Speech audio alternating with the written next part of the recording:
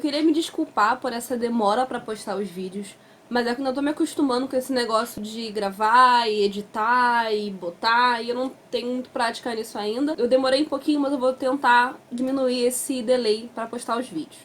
Sim, o nome do canal mudou. Era Imoá, eu comecei como Imoá, porque eu só ia fazer flores da minha monografia, e agora é Florzinhas Marotas. Isso aconteceu porque eu percebi que no YouTube tem muitos canais bons de divulgação científica, mas pouco sobre botânica. Poucos falam sobre a ciência dos vegetais. É mais, quando tem de botânica, é sobre como plantar as coisas, como fazer sua horta crescer bonitinha, o que é interessante, mas não é botânica. Enfim. Então, eu também quero fazer vídeos sobre botânica, no geral. E não quer dizer que minha monografia acabou. Inclusive, esse vídeo aqui é de Moá, é da minha monografia. E é o primeiro vídeo com um questionário, então, por favor, não esqueça de responder. Tá, então vamos lá. Bom, vamos elucidar como é que vai funcionar.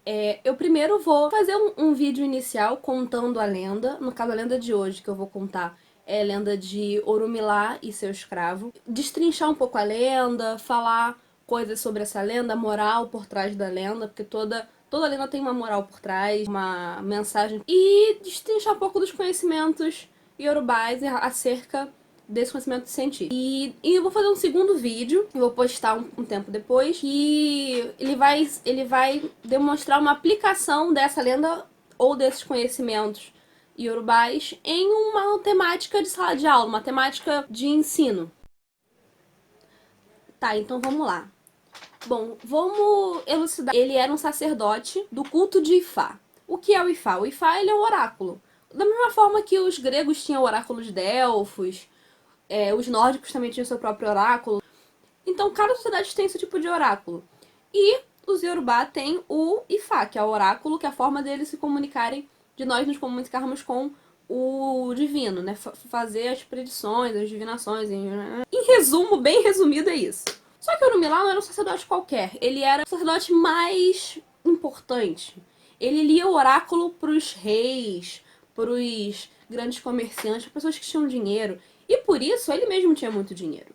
Ele, por ler o oráculo para os bom afortunados, ele tinha bons pagamentos. Por causa disso, ele acabou fazendo uma leitura para um príncipe, se eu não me engano, e ganhou, em troca, um terreno para ele. Esse terreno era muito grande. E nesse terreno, ele pensou, bom, aqui eu posso construir, aqui eu posso plantar, aqui eu posso fazer várias coisas. Só que tinha um problema, esse terreno, ele tinha muito mato. Tinha muito mato no terreno. E ele não ia arregaçar as próprias mangas para poder capinar aquilo tudo. Então o que ele fez? Pensou, bom, eu vou no mercado de escravos e vou comprar um escravo para mim. Ele então pegou o seu opelê, que é o instrumento de divinação, né? Ele pegou o seu opelê, que são várias sementes, uma corrente, enfim. E foi pro mercado de escravos, para poder comprar o seu escravo. E ele ia usar o opelê para poder ver qual escravo, qual pessoa o oráculo diria para ele que era uma boa pessoa para ele comprar. Então ele foi pro mercado de escravos, feliz, contente, alegre, satisfeito. Então ele viu vários homens fortes, vários homens altos, robustos. E ele foi, então, em cada um, jogou o opelê. E sempre o opelê mostrava, não, esse não. Ele pensava, pô, mas esse homem é forte, ele é alto, Mas o opelê disse que não, ele como confiava no oráculo, ele ia pro próximo. Ele ia pro próximo, homem alto, forte, e o opelê dizia que não. Dizia que não, dizia que não, o oráculo dizia que não era uma boa pessoa, não era a pessoa certa para ele comprar. Até que lá no final, tinha um homem franzino, bem magrinho, não sei o que, e ele tava sem esperança nenhuma de conseguir comprar alguém para poder capinar o terreno dele, porque ele não ia fazer isso. Então, lá nesse homem franzino, pequenininho, não sei o que, ele jogou o opelê, e o opelê disse que sim, aquele deveria ser o escravo que ele deveria comprar pro seu terreno. Ele desconfiou um pouco do opelê, mas como o oráculo sabia mais do que ele comprou aquele cara. Esse cara magrinho, franzino, foi falar com ele e se apresentou. Ele falou, o meu nome é Ossan. Ele levou Ossan pro terreno, falou, olha só. Essa partezinha aqui você pode ficar pra você. Agora o que eu quero que você faça é o seguinte, eu vou viajar agora, porque eu tenho que abrir o oráculo pro rei de Oió, de Cebu, uma roda de rei diferente aí. E nesse tempo você vai capinar esse terreno todo, tirar esse mato inútil que tá aqui.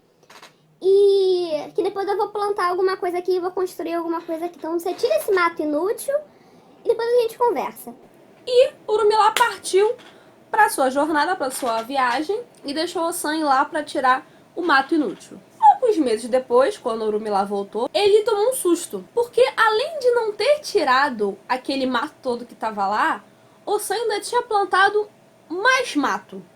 Então Urumilá ficou pistola da vida. E ele ficou, mas como eu deixei Deixei meses aqui pra você tirar esse mato e você plantou mais coisa aqui no meu terreno. Como é que eu vou poder plantar? Como é que eu vou poder construir? O Sam, com muita calma, chegou pra ele e falou: É simples. Você mandou eu tirar o mato que estava aqui que era inútil. Só que todo mato que está aqui, toda planta que está aqui é útil para alguma coisa. Essa aqui, por exemplo, essa aqui é boa para, sei lá, dor de cabeça. Essa aqui é boa para poder juntar casal. Essa aqui é boa para poder coroar rei.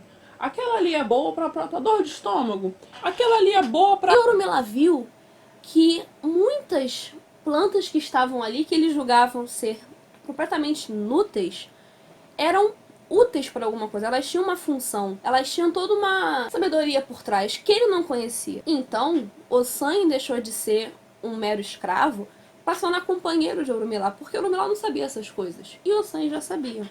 O que a Fernanda me mostrou que eu achei muito interessante. Primeiro, por mais que você seja sábio, por mais que você seja inteligente, importante, você nunca vai saber de tudo. Isso é muito interessante porque quando você vê a ciência, aliás, a ciência é um espelho disso.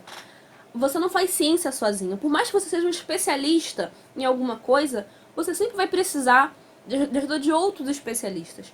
Um bom exemplo disso é o projeto Reflora, que é feito aqui no Brasil, Sul, na América como um todo. O projeto Reflora, ele é uma iniciativa de várias instituições, de vários pesquisadores que estão mapeando a flora brasileira. E só para você ver, olha o número de pessoas que estão envolvidas nisso. É muita gente. E cada um é especialista no seu próprio cantinho, na sua própria família, no seu próprio gênero, que mostra que, por mais que você seja muito bom em alguma coisa, você não produz conhecimento sozinho. Segunda coisa que eu acho bem interessante dessa lenda, mostra que você não deve menosprezar o saber de ninguém. Qualquer pessoa, por mais que você ache que aquela pessoa não tem nada pra te passar, pra te mostrar, pra te ensinar, ela carrega um conhecimento dela, de vida dela, que pode ser interessante pra você, como no caso de Urumilá, que acabou fazendo de um escravo o seu companheiro. Terceira parte que eu acho bem interessante pra minha Mono e pra vida. Você não tem como utilizar algo bem se você não conhece. Da mesma forma que Urumilá tinha todo aquele conhecimento vegetal ali no seu quintal, e ele ia tirar tudo, queimar tudo, porque ele achava que era inútil, ele ia jogar tudo aquilo fora, porque ele não sabia utilizar. Então, se você não conhece, especialmente o mundo natural, se você não conhece, se você não sabe utilizar, você perde tudo aquilo. Então, você só utiliza aquilo que você conhece. E aí vem a grande parte. Como conhecer? Como a gente pode fazer para conhecer, especialmente o mundo vegetal, o mundo natural? A ciência moderna, ela fez classificações do mundo do mundo natural como um todo. Os Yorubá também tinham uma taxonomia própria.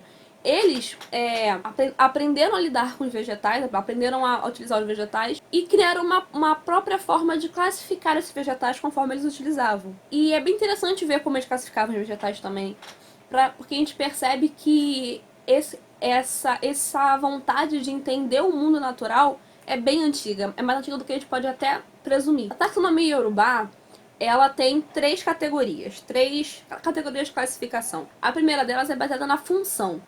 Como assim função? A função, a priori, ela tá relacionada à ação dessa planta no ritual. Eu ainda acho que pode ter mais de função também bioquímica, mas vamos focar na parte ritualística.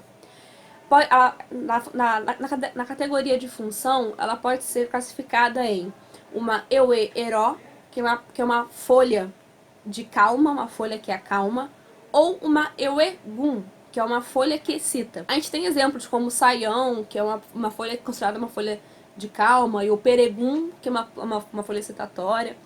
Então, são essas categorias de função, eu-e-ero e eu-e-gun, baseado se acalma ou excita. A categoria de gênero. Quando a gente fala de gênero em vegetais, normalmente a gente associa logo a flor, porque na biologia, a flor é a parte reprodutiva da planta. E tem a parte de gineceu, androceu, tá. Só que os iorubás não classificavam o gênero em relação à flor, em sim a folha. As folhas que eram mais ovaladas, elas eram vistas como femininas. Já as que eram mais fálicas, eram vistas como masculinas. Ou seja, as que eram mais ovaladas eram vistas como femininas, ou seja, eram mais folhas da esquerda, que é eu-e, apá, ossi, folhas da esquerda. E as masculinas eram folhas da direita, as eu-e, apá, otum, as folhas da direita. E a terceira classificação, que pra mim é a mais legalzinha de todas, é a relação a elemento. Eles classificavam os vegetais em relação também ao elemento, à essência elemental daquele vegetal. Ou seja, era dividido entre os 4 elementos: água, fogo, terra e ar. As folhas de água eram as eu-e, omi, as folhas de água. As folhas de fogo eram as eu-e e non, as folhas de fogo. As folhas de terra seriam as eu-e e bo, ou que seria, a tradução literal seria folhas da floresta, ou eu-e aie, que seriam as folhas da terra. E as folhas de vento, de ar, seriam as eu-e afefe, as folhas de vento. Agora, como isso era classificado, que eu acho bem legal? Bom, por exemplo, uma planta que nasça dentro da água, uma planta aquática, por exemplo, seria obviamente uma planta de água. E também aquelas que nascem próximo à água, nos brejos e tal, na terra bem úmida, seriam as eueomi, as folhas de água. As folhas que nascem em ambientes mais ríspidos, em ambientes mais áridos, seriam as folhas de fogo, as eueinon, porque elas aguentam o calor da terra. As folhas que nascem na floresta, muitas árvores que nascem dentro da floresta, seriam as eueibo, as folhas da terra, as folhas da floresta. E agora a questão interessante é a seguinte: o que seria uma folha de ar? Porque se a folha de água nasce na água, a folha de fogo nasce no deserto, no clima árido, a gente nunca viu uma planta que nasça no ar. Só que, sim, a gente já viu. Eles entendiam como folha de ar, como as eueafefe, as epífitas, ou seja, aquelas plantas que nascem em cima de outras plantas, aquelas que têm a raiz aérea.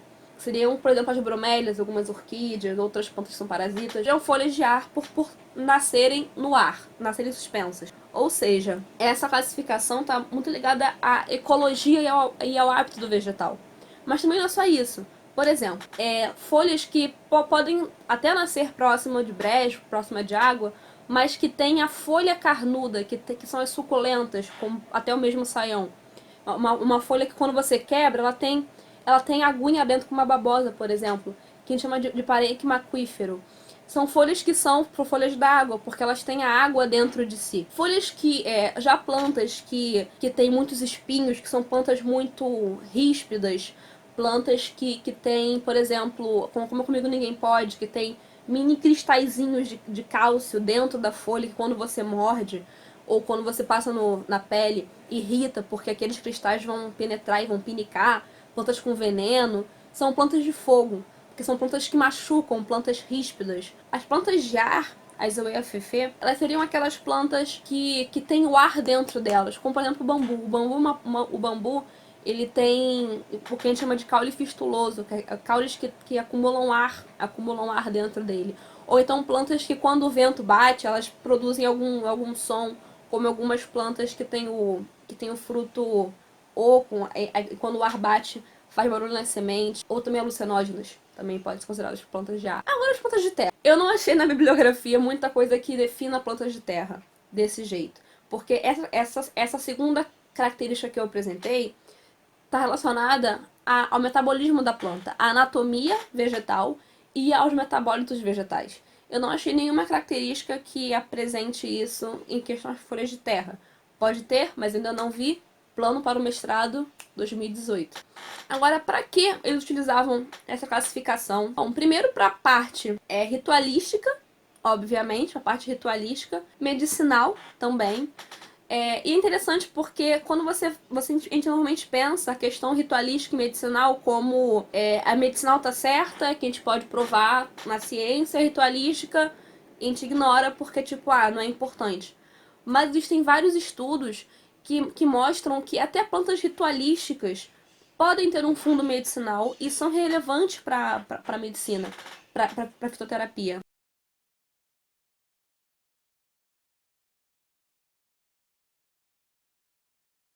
E outra coisa, essa função, essa taxonomia que eles desenvolveram, uma peça-chave para criação e para manutenção do candomblé aqui no Brasil. Se eu sou